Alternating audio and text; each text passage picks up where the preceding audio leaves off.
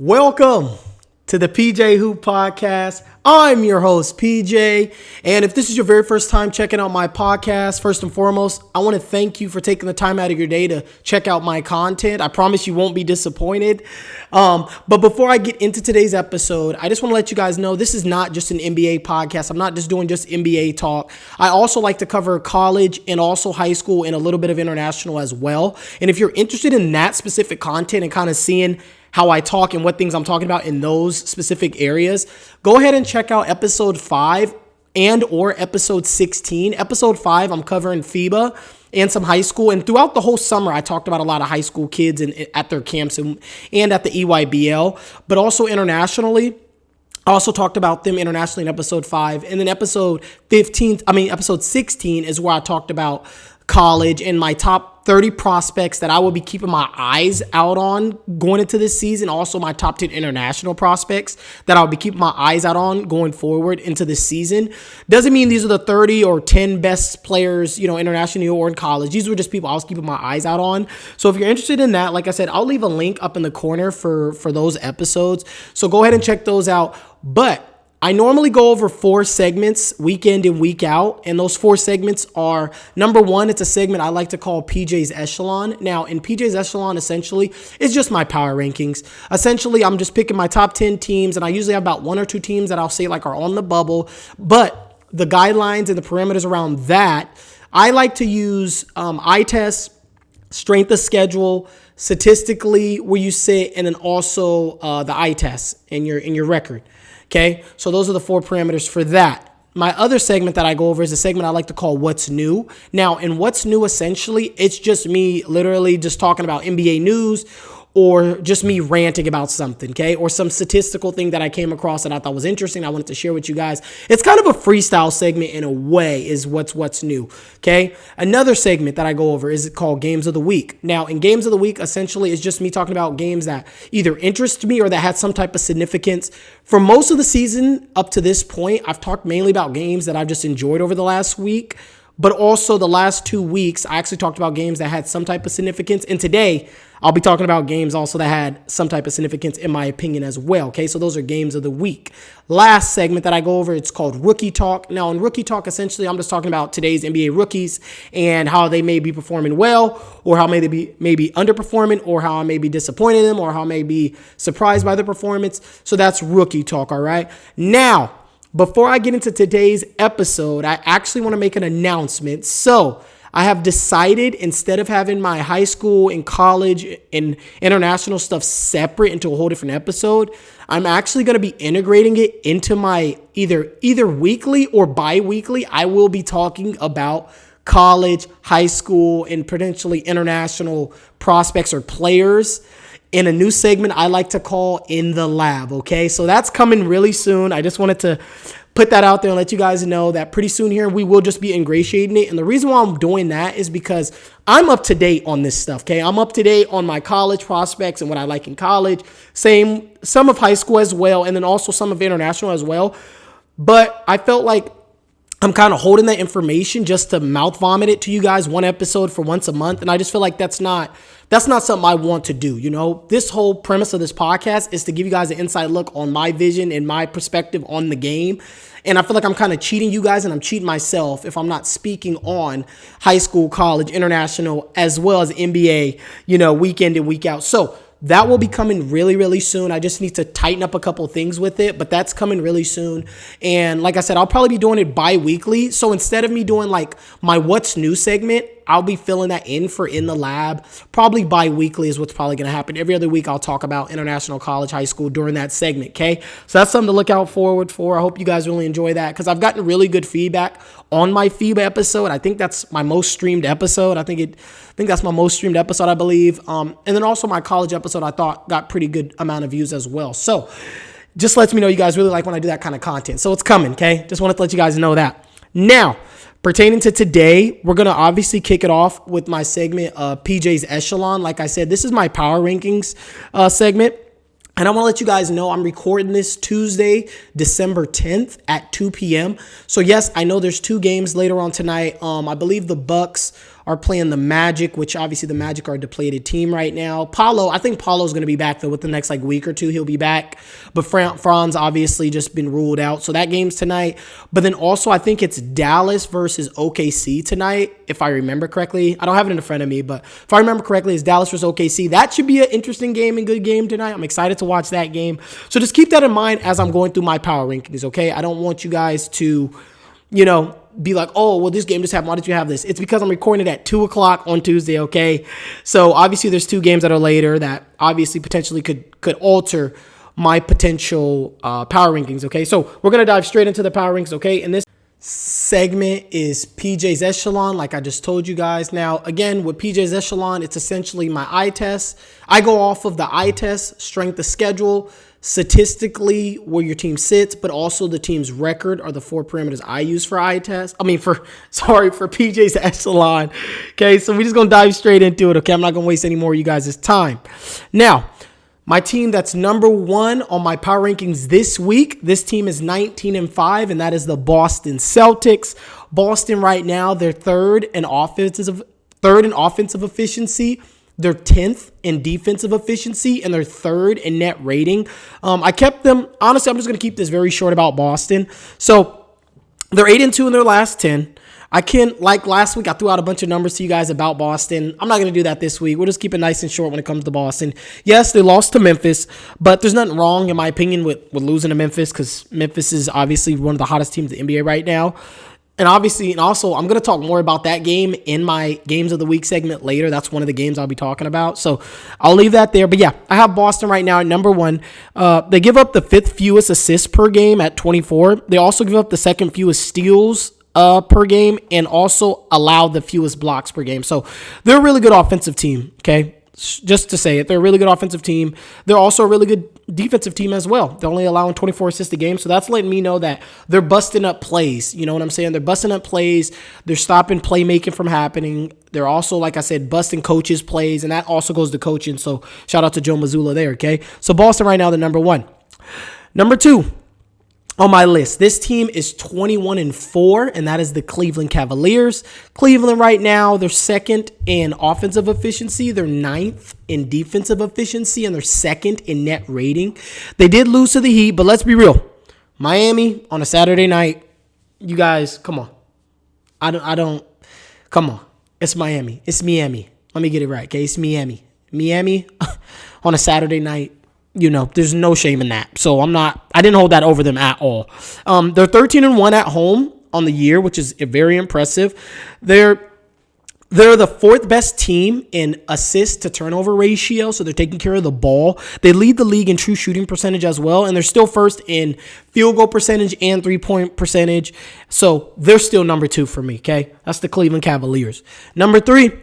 This team is 18-5, and that is the Oklahoma City Thunder. Oklahoma right now, they're 8th in offensive efficiency, they're 1st in defensive efficiency, and they're 1st in net rating. Last week, I gave you guys all their defensive numbers. I'm going to just keep it short and simple for OKC as well, okay? They're 7-3 in their last 10. Very small sample size, but they're 0-3 in games decided by 3 points or less, so nothing to be worried about, but still something to keep your eyes on, and that's why I wanted to throw it at you guys. But they're also 10-5 against teams above 500, and they're 8-0 against teams under 500. Last thing, they actually have more steals than they have turnovers, which is mind-boggling. But so with steals, they have 278 steals on the year, and they have 269 turnovers on the year. So that's just something that I came across, and I couldn't believe it. I truly couldn't believe it. Amazing stats. Shout out to the Thunder. Again, they play tonight. They play Dallas, so I'll be tuning in on that, okay? Number 4. This team is number 4 on my list. I just said it. They're 13-8. That's the Dallas Mavericks. Dallas right now, they're 4th in offensive efficiency. They're 8th in defensive efficiency, and they're 5th in net rating. If you've been following me, Dallas has been climbing my rankings week after week, and I've been giving I've been giving them shout outs religiously. They actually right now, they're sporting the longest streak right now in basketball at 7 games. They're 9-1 in their last 10. They're 5th in rebounding, 5th in free throws attempted, 5th in field goal percentage. The past few weeks, like I said, I've been giving love nonstop to all the role players that have been like lifting up, have been carrying their weight for Dallas since Luka was out. I gave love to PJ Washington. I gave some love to Quentin Grimes. But yeah, and Najee Marshall as well. But this week, I'm going to show some love to the Don himself, Mr. Luka. Luka, obviously, it's a very small sample size. It's only been about 4 or 5 games this month. But Luka seems like he's getting into midseason form because he's had a slow start to the year. Like I said, I think I don't have it in front of me right now, but I think he's shooting about 45% from the field.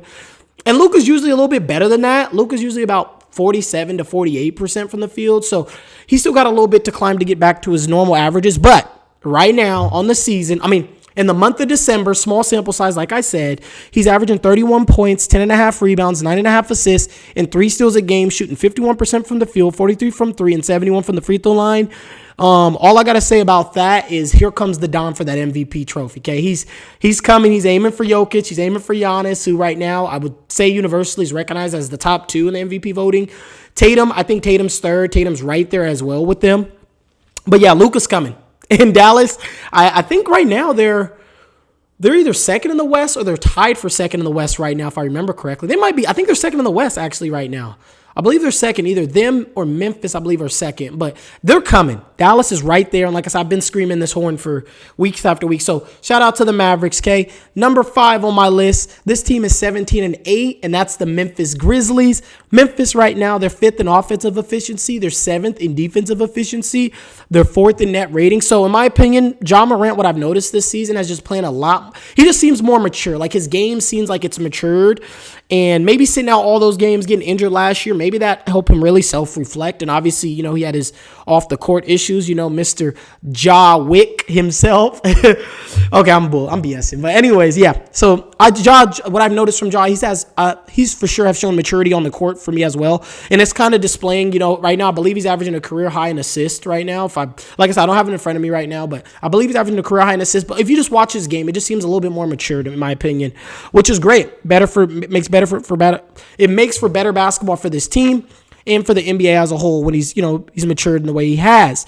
So with that being said, they're playing the second. Just a couple things I want to point out to you guys about Memphis really fast. They're playing the second fastest pace in the NBA right now at about 104.6. They're 1st in points per game. They're 1st in points in the paint. They're 3rd in rebounding, and they're 1st in blocks. They do foul the 4th most, and they do give up the 2nd most points off of turnovers, so that's something to monitor. Anyways, I've been saying it weeks after weeks. Since literally, I think the 2nd week of the season, I've been saying this. This is the deepest team in basketball. Okay, I'm going to just leave it at that. Like I said, if you've been following me, you've heard me say it week after week. They're the deepest team in basketball, so shout out to the Grizzlies, okay? They come in at number 5. Number 6 on my list, this team is 16-8, and that is the Houston Rockets. Houston right now, they're 16th in offensive efficiency. They're 2nd in defensive efficiency, and they're 7th in net rating. They slipped a little bit for me because they did lose 2 out of the last 3 games last week, they're not bad losses, but I did have to ding them a little bit, in my opinion. They'll have an opportunity to avenge one of their losses on Wednesday against the Warriors because they did lose to the Warriors a couple days ago. They're 1st in the NBA in rebounding. They're 1st in offensive rebounding. They allow their opponents to shoot the 2nd lowest field goal percentage at 43%. Anyways, I just want to say this because I was thinking about this for a while now with Houston. In my opinion, obviously their problem right now is their offense. I just told you guys they're about 15th, 16th in offensive efficiency. And even if you're watching them, obviously you can see where the woes are. But in my opinion, and I guess I'm just putting this out there to you guys, I believe next year, because it's not going to happen this year, but obviously Fred VanVleet, he's probably not going to be on the team next year. Like, why would they? They're not probably going to extend him. And if he is, he's probably not going to start next year. So, in my opinion, I believe that the combination of Alperen Şengün and Reed Shepherd could potentially be a poor man's version of what Jamal Murray and Nikola Jokic.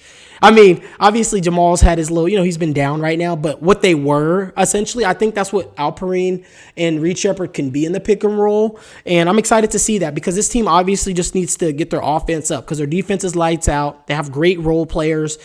I think they have They have a star in Alperen Şengün and a potential emergent star in Jalen Green. Like I said, my biggest thing with Jalen Green, I've said it week after week to you guys, is he's just not efficient enough for me. Like I said, his shooting from the field is really bad for somebody with his ability and his, physical physique, his ability. Like, he should be a lot better from the field, in my opinion, even from three as well. His free throw percentage is really good. But yeah, anyways, that's down another rabbit hole. I'm not going to go down that with you guys right now. But yeah, I can see Şengün and Reece Sheppard becoming somewhat of that for this team. And this is what this team needs. Like I said, they need to improve their offense, in my opinion. But I just want to throw that to you guys because that's what I'm envisioning. I can see him and Reece Sheppard becoming somewhat of a poor version of that. And that's what this team, I think, could really use to really unlock this offense. Anyways, that's Houston at number 6. Number 7 on my list, this team is 14-9, and that is the Golden State Warriors. Golden State right now, they're 15th in offensive efficiency. They're 4th in defensive efficiency, and they're 8th in net rating. So first and foremost, I want to get a shout out to Jerry Stackhouse for getting this Warriors defense where it is. He is the one calling the defensive schemes and the plays for the defense. So I want to give a shout out to Jerry Stackhouse. That might be that might be a coach that might be, a future head coach in this league. So that's something to monitor to put out there to you guys. Okay. They're tied for the third lowest field goal percentage at 44%. They're also third in allowing opponents to shoot only 33% from 3. Lastly, they're giving up the third fewest fast break points at 12, and they're giving up the third fewest points in the paint. Like I said, this Warriors defense is for real, and shout out to Jerry Stackhouse for getting them to where they are. Number 8 on my list, this team is 17-9, and that is the Orlando Magic. Orlando right now, they're 23rd in offensive efficiency, they're 3rd in defensive efficiency, and they're 9th in net rating. They're 10-0 at home. They're 1st in opponents' second chance points, 2nd in the NBA in blocks, 3rd in steals. They give up the 4th fewest points in the paint. They're 3rd in forced turnovers per game, and P5, Paolo Banchero, will be coming really, really soon. Now, like I said, I've been saying that for about 2 weeks now. This is about my second week saying this, but he's on his way. But yeah, Orlando to me right now, if they can just steady the ship for the next 2 weeks, which I think they'll be able to, they'll be okay. They'll get Paolo back, and then Franz won't be back until probably end of January probably is when he'll probably be back. End of January, early February. Or they might just hold him out until after the All-Star break. We'll see. But Orlando's at 8 for me right now. Number 9 on my list, this team is 15-9, and that is the New York Knicks. New York is 1st in the NBA in offensive efficiency. They're 18th in defensive efficiency, and they're 6th in net rating. They're 3rd in the NBA in assist-to-turnover ratio. They're 2nd in the NBA in true shooting percentage. They're 2nd in assist ratio, so most of their baskets that they're scoring, they're being assisted, which is great. They're 2nd in three-point percentage and 2nd in field goal percentage. It's hard for me to keep this team out of my top 10 because they are such a lethal and such a really great offensive team, so that's why I kept them here. But also the eye test tells me this New York team is a top 10 team. Just defensively, man, they need Mitchell Robinson. Hopefully adding him to the mix will really help shore up this defense. But also they may just be exhausted for how many minutes that they're playing, as starters. But that comes along with Tibbs being your head coach. But New York for me is number 9 on my list. Number 10 on my list, this may come as a surprise to some, but this team is 12-11, and that is the Minnesota Timberwolves. Minnesota right now, they're 17th in offensive efficiency. They're 5th in defensive efficiency, and they're 11th in net rating. They're 4-2 in games decided by 3 points or less, which obviously, again, is a small sample size, but still something, to pay attention to and something to be proud of. They're 4-2. They're above 500 in those close games, okay? A few days ago, against Golden State was the first time since November 27th that they gave up over 100 points. They've mainly been shutting teams out. Like, obviously, yeah, they haven't played, really good comp, good offensive teams. But in today's NBA, if you hold teams under 100, that's a salute to you. And they've done it. They were doing it for a couple weeks. So I took notice to that, and that really kind of drew me in a little bit, okay? They lost to the Warriors a few days back, which for me, I don't think that's necessarily I don't think that's a bad loss, okay? So for me right now, they're 10 in my power rankings. I don't think they would be here if some of the other teams were healthy, but right now the league's kind of in a rough spot per se, okay? Because there's been a lot of injuries, So those are my top 10 teams. In Minnesota, we'll see if they can stay in this spot number 10 for the foreseeable future. Like I said, I like what I've really seen from them defensively, and that's really why I put them number 10. It's because defensively they have stepped up quite a bit, in my opinion, from where they were. Because they were on my power rankings weeks ago, and their defense wasn't this good. But yeah, defensively they've gotten a lot better. But teams on the bubble for me right now, I have Milwaukee Bucks are still on the bubble. They've been on the bubble for about 2 weeks now. They just, like I said, I just still haven't seen enough. They just got Chris Middleton back. So hopefully he can help lift up this offense to be in a top 6, top 5 offense. Because obviously their defense is what it is, okay? Like the defense probably is not going to get much better. They don't really have much assets to give.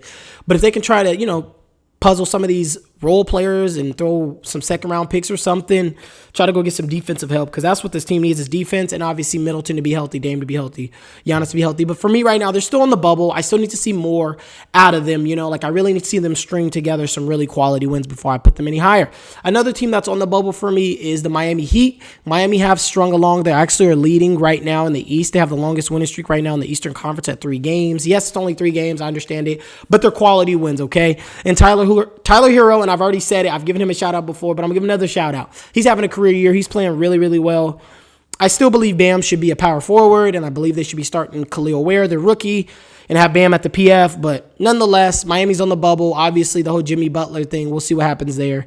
I'll be talking about that pretty soon here in my segment called What's New. But one other thing that I kind of wanted to point out to you guys really quickly is that, to me, the month of December is going to be very telling for the Philadelphia 76ers because they have about 5 to 6 winnable games, in my opinion, in the month of December, because the month of January is going to get kind of brutal. Again, in my opinion, for them, it's going to get brutal.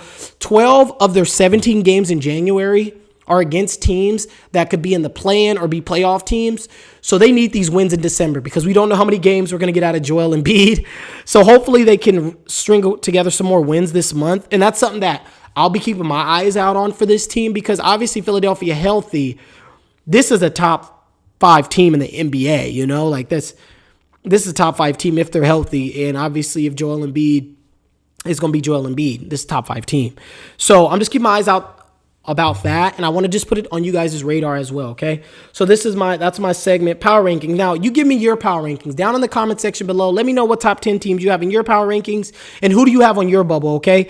Now, my next segment is What's New. Now, in the segment of What's New, I told you guys earlier, but I'll say it again. So in What's New, essentially, it's just me giving you guys some NBA news or some NBA statistical news that I really liked, or me just ranting. And like I said earlier, within the next couple weeks, fairly soon, this segment won't even be What's New. Sometimes I'll be switching out What's New for my new segment called In the Lab. Now, in the lab section, in the lab segment, essentially, I'll be talking about college basketball, high school basketball, and international players/prospects as well. Okay, so that's something that's coming really soon, and I just want to again let you guys know that What's New, like I said, will be going probably to more of a bi-weekly thing.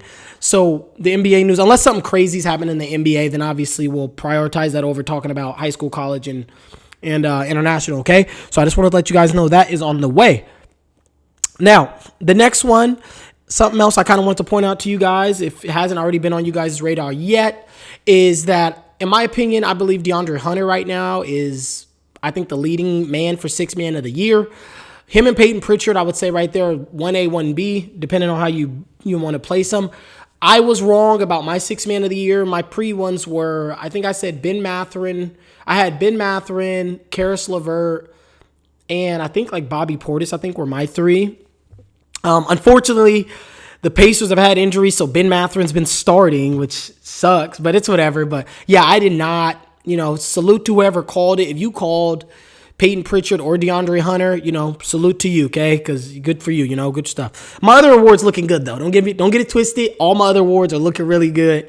But anyways, let's just keep moving. So I wanted to just point that out to you guys that I believe those are two of the 2 dudes that are leading right now.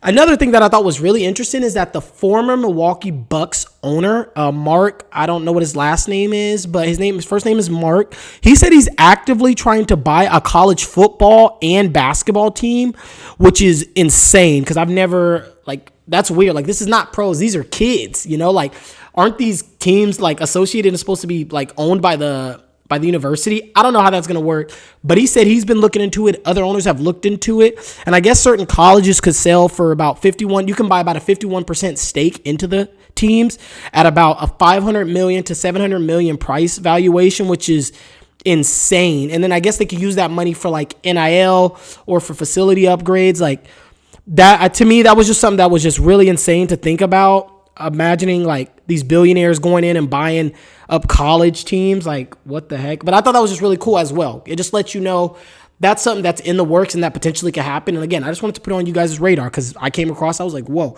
Another interesting thing that just happened for the first time, the Lakers and the Clippers played simultaneously home games. Obviously, moving forward, it won't be a big deal. Obviously, it's going to be a more consistent thing. But it was just something I wanted to point out to you guys because it was the first time ever it happened. I believe this was on Monday night or Sunday night. Either Monday or Sunday night. It was the first time that both teams played simultaneously in LA at the same time. So that was something I wanted to point out to you guys. Another thing. Trae Young is the first player in NBA history to have a game with 30 points, 20 assists, and 5 made threes. He did it against the Lakers. I believe that was last week. Chris Paul passed Jason Kidd on the all-time assist list a few days back. So shout out to CP3 for doing that. He became second all-time in assists per game. Obviously, number one is still John Stockton. John Stockton, if I remember correctly, he's also number one all-time in steals too. So shout out to John Stockton, man, at the end of the day. So also I want to give a shout out to Nikola Jokic. Obviously, he's been on a historical run this whole season, but also within the last couple days. Nikola Jokic became only the third player ever to have 45 points, 45 plus points, 10 plus rebounds, and 5 plus assists in consecutive games. He joins the like of Wilt Chamberlain and Elgin Baylor. Another piece of news is the FIBA and the NBA are in serious talks about starting a new league that could compete with the Euro League and top pro leagues in individual countries. So that's something I think that's really cool that's coming.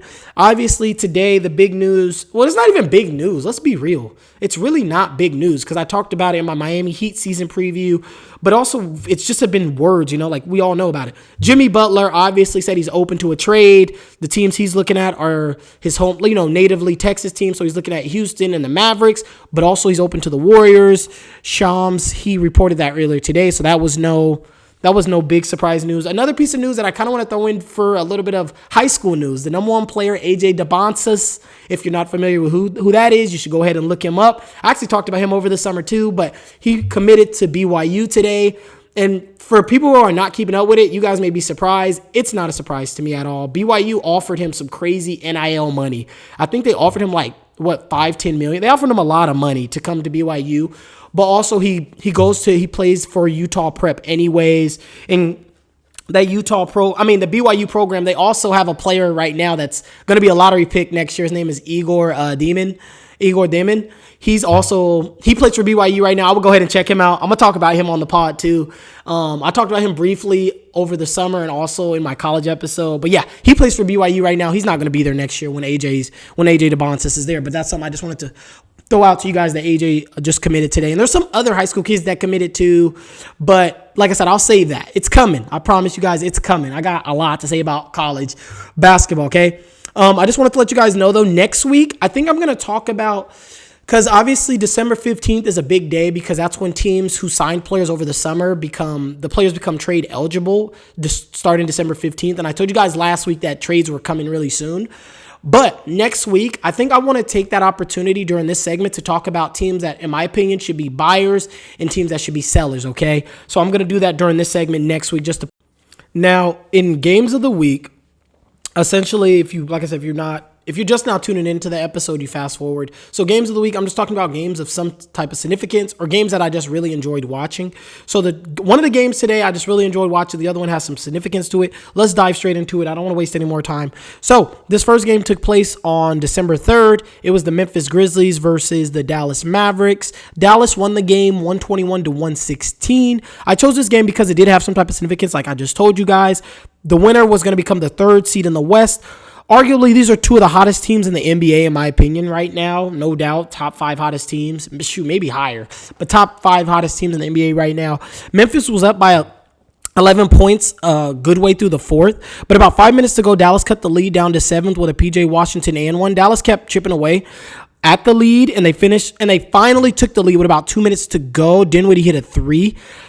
Washington iced the game with about 20 seconds left to give Dallas about a 6-point lead. Memphis had a big third quarter, and Dallas had a big fourth quarter. This is insane, okay? Dallas took 26 free throws in the fourth quarter alone. And that's just mind-boggling. I've never seen such a stat in my life. But they took 26 free throws in the fourth alone. And I don't have it in front of me, but I think Dallas is, in free throws attempts, I think they're top 3 in the NBA in free throws attempted per game anyways. But yeah, 26 free throws in a quarter is just mind-boggling. I couldn't believe that. And I really like this matchup because I would love to see this matchup in the playoffs. Personally, I wouldn't mind watching Luka versus Ja in the playoffs. But anyways, that was the game. That was one of the games I chose. Another game I chose, this game took place December 7th. That was Memphis versus Boston. Memphis won this game 127-121. I chose this game, like I said, I just really enjoyed it. And again, these are two of the hottest teams in the NBA right now. About midway through the second, Boston had already taken 24 threes. They average, I think, like 51 a game. I don't have that in front of me right now, but I think they take like 51 a game. But I know they took 24 for sure about midway through the second, which was just, I was like, whoa. But it's Boston, About midway through the third, Memphis, in my opinion, had a pretty strong lead had a pretty strong strangle on the game, in my opinion. Anyways, Ja had an insane reverse slam. I don't know how many of you guys have got to see that, but if you didn't get to watch his reverse slam going baseline, go ahead and check that out. That was an amazing dunk, in my opinion. You should also, Boston proceeded in the fourth quarter, Boston proceeded to go on about a 13-3 run in the third. And entering the fourth, Memphis led by 3. Anyways, both teams went on a run in the fourth. Memphis at the end of the game basically just had like the last run. Also, I wanted to give a shout out to Jaren Jackson. He's having a career year. I actually gave him a shout out. I believe last week is when I gave him that shout out. But I want to give him another shout out if you guys didn't see that last week episode. Shout out to Jaren Jackson. He's having a career year, in my opinion. But also wanted to talk about Drew Holiday. Drew Holiday, for some odd reason, took 26 threes in the game. I'm sorry. He took 26 shots in the game. He took 17 threes in the game. And Boston still almost won this game. Drew Holiday should not ever be taking that many threes in the game. He shouldn't even be taking 26 shots anymore. Like, that's not him. And Jaylen Brown, I think, only took like 14, which I don't know why that specifically was, but he wasn't being ultra aggressive, but he was ultra efficient. I think he was 10 for 14 in the game. But yeah, so I just had to point that out because I just couldn't believe that Drew Holiday took that many threes in the game. I was like, whoa. Like, I watched a good chunk of the game, and then I rewatched the highlights because I like to double watch the games if I have the opportunity. And I just, like I said, I couldn't believe he took that many threes in the game. But anyways, those are the two games that I chose this week. Obviously, I've watched more games, but I don't want to sit up here and take 2 hours, 3 hours talking about all the games to you guys. Those are the two games I chose this week. You guys let me know down in the comment section below what 2 games you guys really like this week and why. Okay, down in the comment section below, let me know. My last segment is a segment I like to call Rookie Talk. Now, in Rookie Talk, essentially, it's what it sounds like. I'm talking about the NBA rookies, okay? Talking about rookies that I really like, rookies that I don't like, rookies that have underperformed, rookies that have overperformed. This is just all about rookies, all right? So, the first rookie I want to talk about, I've talked about him actually, I believe it was my very first regular season episode I talked about him, on my second. But anyways, it's Yves Messi. So Yves Messi right now is averaging 9 points, 8 rebounds, 1 block, 1 steal. He's shooting 54% from the field, 65% from the free throw line. Amongst rookies, he's ranked 8th in points, 1st in rebounds, and 3rd in blocks.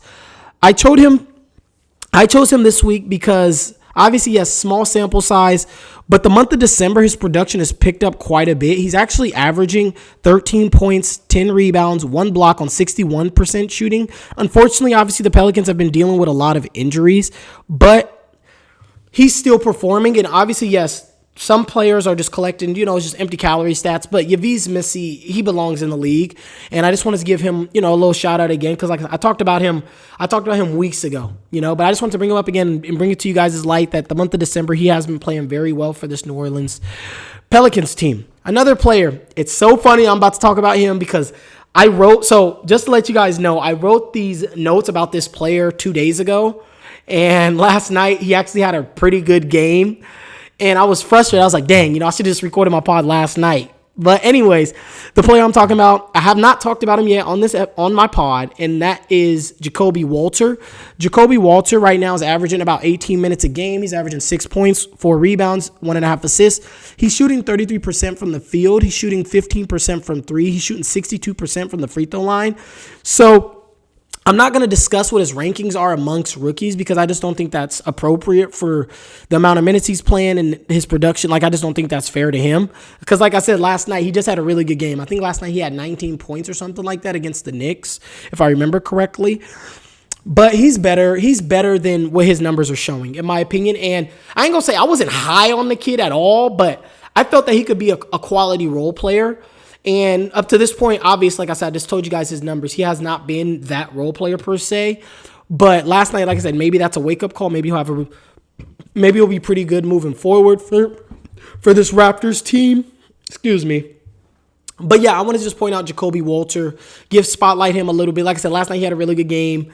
And I ain't going to say he can do that every game, what he just did last night. But he should be better than the 6 points a game, okay? Jacoby Walter should be about, I think, 10 to 11 points per se. And his shooting numbers, he's a much better shooter from three than 15%. He's a better free throw per shooter. He's a better free throw per shooter than 62%. I watched him last year at Baylor, and yeah, he's a much better shooter than those numbers, okay? So that's somebody I just wanted to put out to you guys. Something else I kind of wanted to just spotly talk and kind of just throw out to you guys and put on your radar is something I'll be keeping my eyes on with one of the rookies is Jared McCain.